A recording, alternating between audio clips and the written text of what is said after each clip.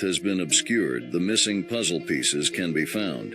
In a May 1923 issue of Popular Science, aviation pioneer Orville Wright gives an eyewitness account of early weather manipulation experiments using methods strikingly similar to modern cloud seeding.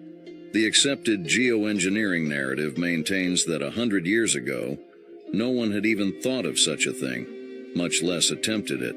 Yet, electric sand technology was surprisingly advanced. Notably, they weren't just using airplanes, balloons were also part of their toolkit. This raises some big questions. Could these meteorological practices date back further, possibly even before the birth of the airplane? The process of using electrically charged powdered sand to encourage raindrop formation is essentially cloud seeding in an early form. Could this also be an example of military technology making its way into the public sphere long after the government had already been using it? The recent demonstration of two scientists who claim to be able to make at will rain by precipitating clouds or sunshine by dispelling fog. Their efforts, unlike those of other experimenters, have been based on chemistry rather than meteorology. Think of it. Rain when you want it, sunshine when you want it, man in control of the heavens, to turn them on or shut them off as he wishes. It seems incredible, but it will be a scientific reality of tomorrow. Its application to everyday life is now considered by eminent meteorologists only a matter of time. So many quacks have advanced theories and apparatus for making rain in the past century that scientists and the public have come to look askance at any attempts at rainmaking. But never before has a process been put forward with such reliable scientific backing. Orville Wright, famous as a pioneer in aviation, was an eyewitness. While at work in my office one day, my attention was attracted by the peculiarity of the sound of an airplane overhead. On looking out of the window, I saw a plane just entering a dense white cumulus cloud. I noticed it was leaving a long trail of what appeared to be smoke in its course, but on further observation, I discovered the trail was dust being discharged from beneath the airplane. The operation is comparatively simple. Briefly, pulverized powdered sand is carried above the clouds by airplane. The sand is electrically charged as it issues from nozzles and is sprayed on the cloud. The sand causes particles of moisture to coalesce or combine until the tiny drops form one big drop heavy enough to fall.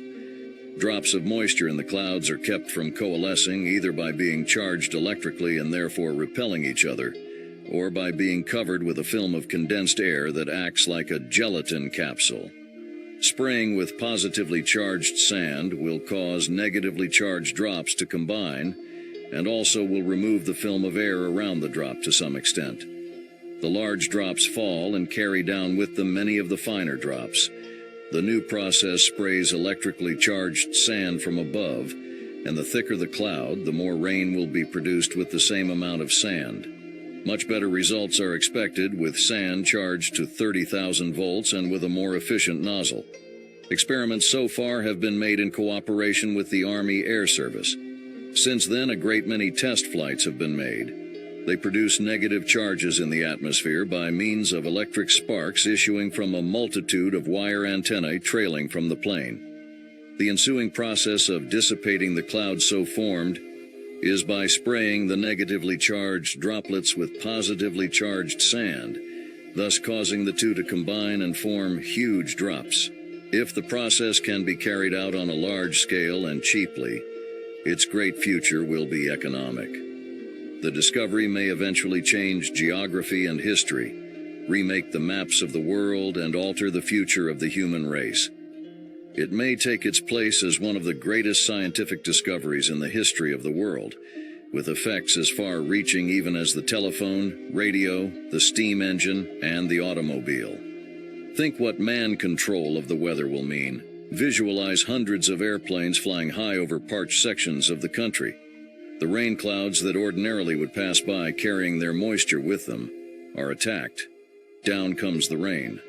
Such a discovery has a psychological value, an application to everyday life. How often have you experienced a feeling of depression on a gloomy, foggy day? The day is dark, the air is close, and you feel blue. Suddenly there is a whir overhead. The fog is collected into clouds, then the electric sand is sprayed on them, and before long it rains. The sun then comes out and you breathe a washed and cleansed air. The narrative we've been given claims that cloud seeding experiments didn't begin until 1947, more than 20 years later. This information clearly contradicts that claim, and when paired with video evidence from the same period showing what these planes were capable of, it becomes proof beyond any reasonable doubt that the web of lines we see in skies worldwide is the evolution of the processes described in this article. If these practices really began so early, why don't we see this narrative in the history books? Why was this technology kept quiet, and who benefits from keeping it hidden? The people profiting from this have a reason to lie and censor the truth. This is precisely why we've historically placed such trust in the printed word, because once it's in print, it can't be altered. Mainstream narratives may shift over time, but what's printed remains fixed. That's why,